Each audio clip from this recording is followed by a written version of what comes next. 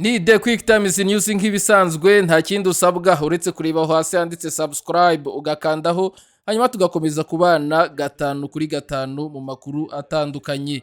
Nkuko murubona rero ni urubyiruko rwo Igoma rero ndetse na Bukavu rwiyemeje rero kwiyunga kuri AFCM 23. Ni muri morale nkuko muri kubibona imbere y'abayobozi batandukanye ba AFCM 23 ubwo rero baganirizaga urubyiruko ndetse n'urubyiruko narwo rutanga ubuhamya bwabyo ku mpamvu rwahisemo rero kwiyunga kuri 23 nkuko muri kugenda mubibona.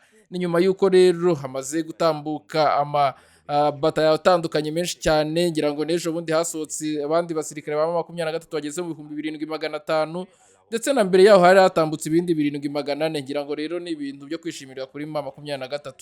Uyu musore we yavuze ati ngewe rero kuva kera nkiri umwana byabaga bindimo kujya mu gisirikare, ariko sinifuzaga kujya mu gisirikare cya FARDC kubera ibi bitandukanye byari bikirimo bitari byiza, ariko aho naboneye ko iki gisirikare cy'impinduramatwara AFCM 23 kigiri gukorera ibintu byiza igihugu cyacu, nifuje nanjye gufatanya nabo ndetse no kurwanira igihugu cyanjye, tugafatanya kurwanira igihugu cyanjye no kubohora igihugu cyanjye. Kenshi rero abenshi nibyo bahuzaga, ari nayo mpamvu nshaka kubareka mukomeze mubumve, ndetse na nyuma y'iyi nkuru ndabagezaho rero icyo bavuga abayobozi ku bijyanye n'uko babona Tshisekedi muri iyi minsi ye ya nyuma. Sasa opportunity ndio nimeona njoo chama mzuri ya kujintegre ndani juu zamani FARDC ilikuwa kama sikupendaka niingie. Sasa nimekuja kutana chama ya mzuri, chama yenyewe imenifurahisha mimi kuingia, njoo kama nimejiunga. Mimi sasa vile message mnatolea wajane wenzangu bakuwe nabo tufanye kazi kabisa, ni kazi ya mzuri nabo batafurahi. Kupare yangu mimi najua opportunity ingaliki ya kuingia kufanya kazi. Kuko siku yenyewe wajane watatafutaka hiyo wakati wanaikosa. Mimi wakati ingaliki tayari, wakati ingali inawezekana, njia ingali wazi kukia kufanya kazi. Dans le quartier Mikeno, le coordonnateur adjoint de la mobilisation a rappelé la population leur implication à soutenir le mouvement révolutionnaire AFCM 23 pour mettre fin aux antivaleurs entretenus par le régime de Kinshasa. Au quartier Katoi, le maire de la ville de Goma Katembo Ndalienne Julien et le colonel Alfred Moussoubao étaient les invités d'honneur dans cette rencontre. Ici, la paix et la sécurité y sont rétablis. Le système 40 voleurs appartient à l'histoire grâce à la franche collaboration entre la population et les services de défense de sécurité de l'AFCM 23, confirme le colonel Alfred Moussoubao, adjoint chargé de relations civilo-militaires au sein de l'ARC.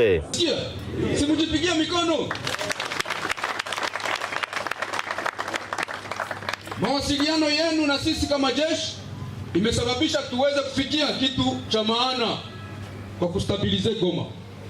Leo raia yetu tunajua ya kwamba mnalala vizuri na mnaamka vizuri na mnashinda vizuri na kazi zenu mnazifanya bila shida. Singo kulala 24 mnafanya kazi. Wamotari si mnazunguka. Wale wenyewe walikuwa wanatatiza kunyang'anya pikipiki zenu leo si hawako tena. Na wenyewe wataendelea kujaribu na kufikiria hiyo. Nao wako na nafasi yao. Mwisho wao upo. Siku za mwezi ni 40. Il faut signaler que ces descentes s'inscrivent dans le cadre de matérialiser la politique de proximité prônée par le mouvement AFCM 23.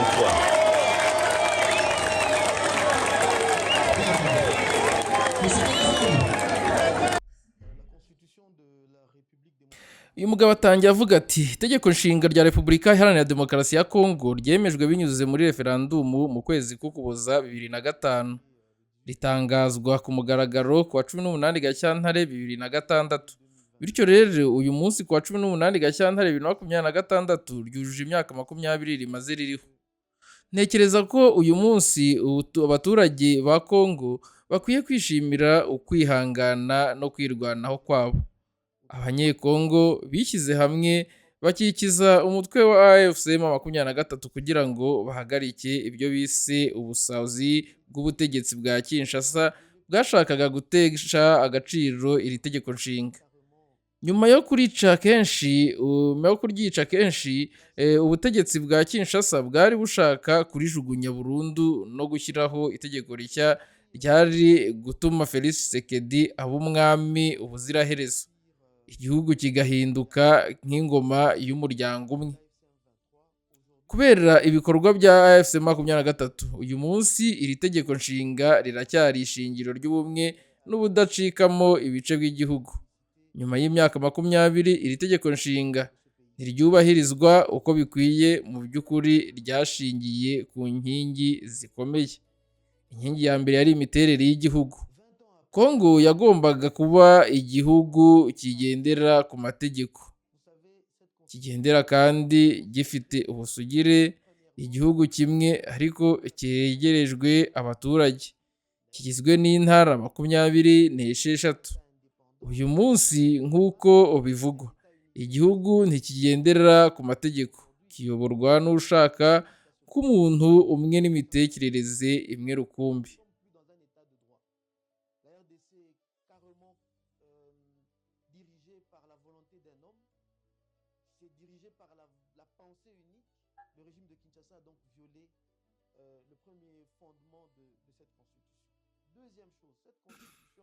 Icya kabiri ni uburenganzira n'ubwisanzure bw'ibanze. Itegeko nshinga ryemejwe ubwisanzure bwo guterana, kwishyira hamwe, uburenganzira ku buzima no ku cyubahiro cya muntu. Ariko hari abavuga ko ubu bwisanzure bwagabanyijwe, amashyaka ya politike atabasha gukora neza kandi abantu batinya kuvuga ibitekerezo byabo.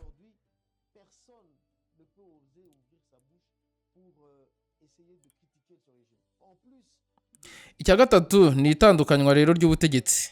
Ubutegetsi bugabanyijemo inzego 3: nshingaamategeko, nyubahirizaamategeko n'ubucamanza.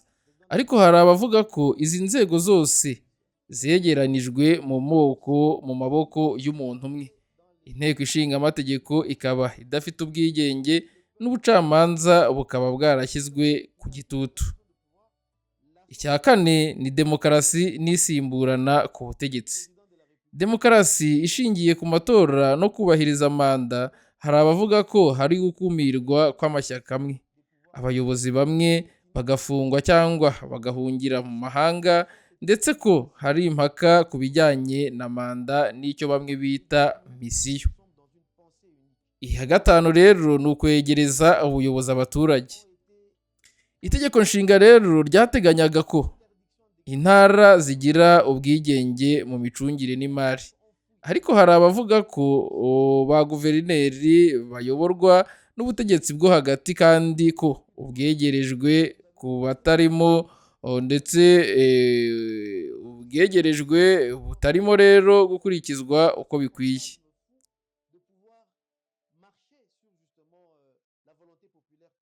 Hari rero kandi ibivugwa ku bijyanye rero no gukoresha ingingo ya 64 itanga uburenganzira ku muturage wo kurwanya umuntu wese wafata ubutegetsi anyuranyije n'itegeko nshinga.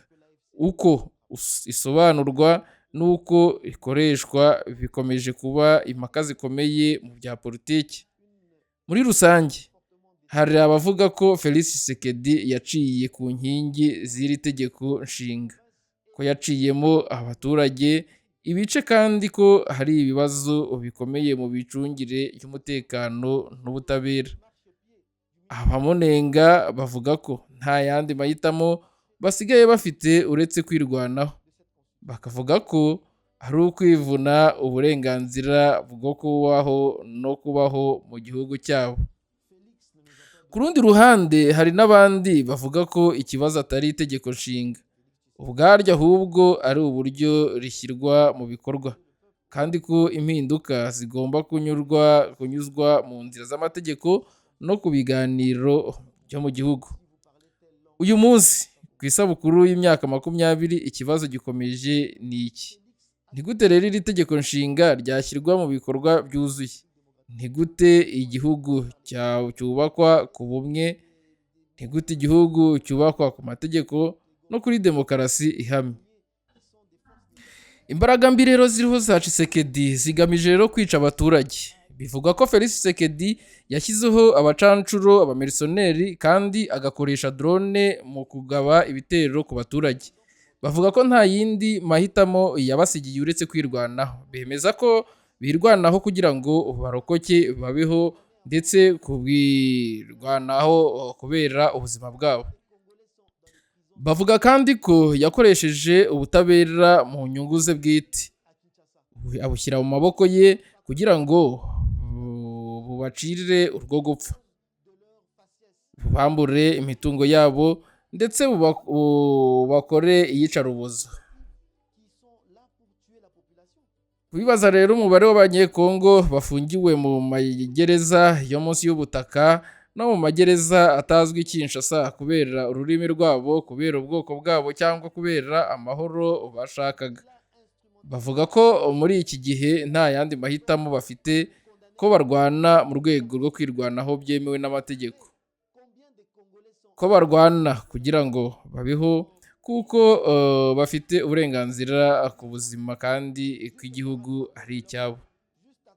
Ku kibazo rero cy'icyerekezo cyo guhindura sisiteme ya politiki iriho, bavuga ko ari impinduramatwara ishingiye ku itegeko nshinga. Bemeza ko bashingiye ku ngingo ya 64 igika cya kabiri ibaha uburenganzira bwo kwamagana no guhagarika umuntu wese ukoresha ububasha anyuranyije n'itegeko nshinga cyangwa ukoresha ivangura.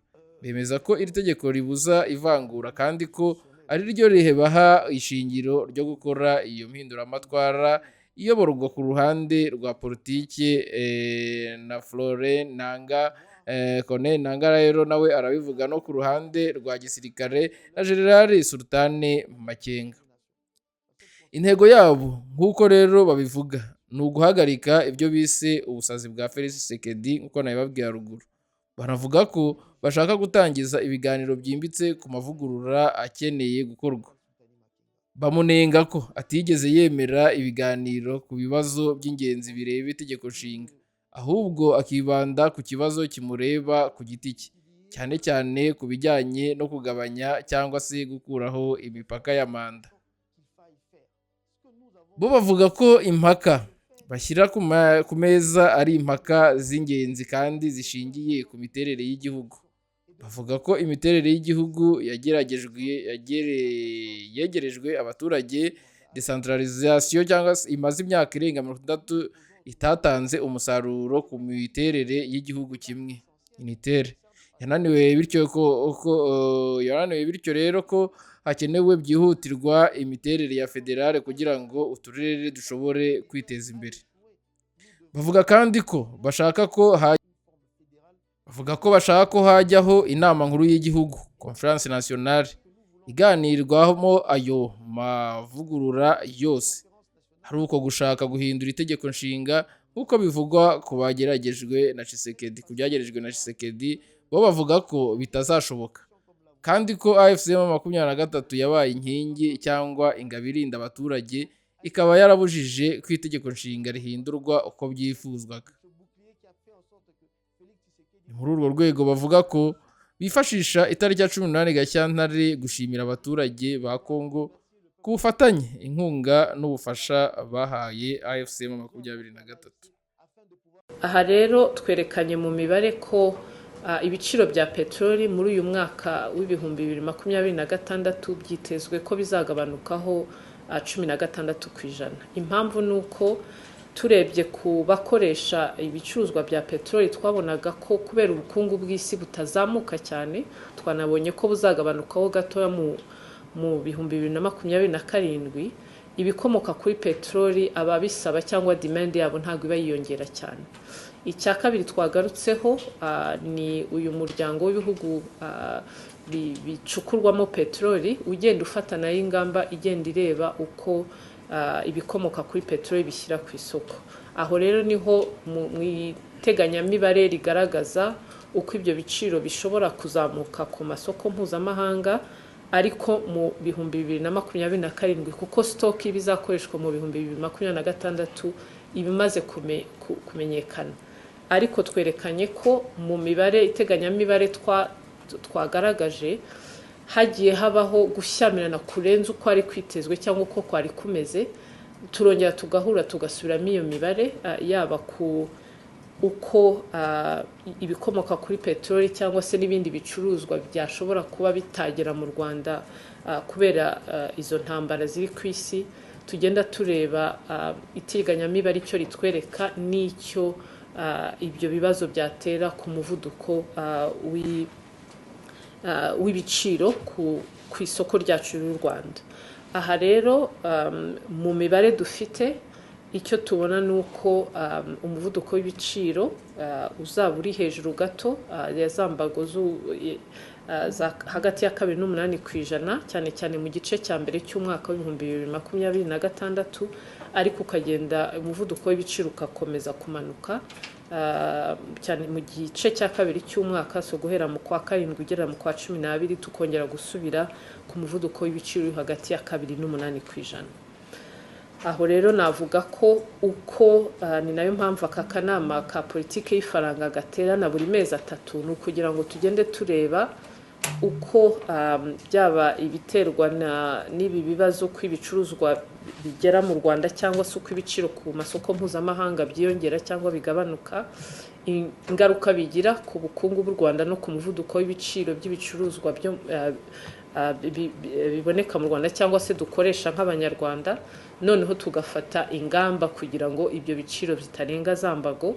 Kandi n'izo ngamba dufata ntabwo ari izi ngamba gusa z'akanama ka politike y'ifaranga, ahubwo hari n'izindi ingamba leta nayo ikomeza gufata kugira ngo umuvuduko w'ibiciro utaba hejuru cyane. Ibyo twanabibonye mu myaka y'ibihumbi 2022, 2023, aho umuvuduko w'ibiciro wari wararenze 16% cyane cyane mu 2022, leta ikashyiramo nkunganire kugira ngo ibyo bikomoka kuri peteroli ibiciro bitajya hejuru cyane, ariko natwe nka Banki Nkuru y'u Rwanda twafataga ingamba kugira ngo ibyo biciro umuvuduko w'ibiciro ugabanuke, kandi byarashobotse nk'uko umuntu ashubijeho iriya slide yerekana.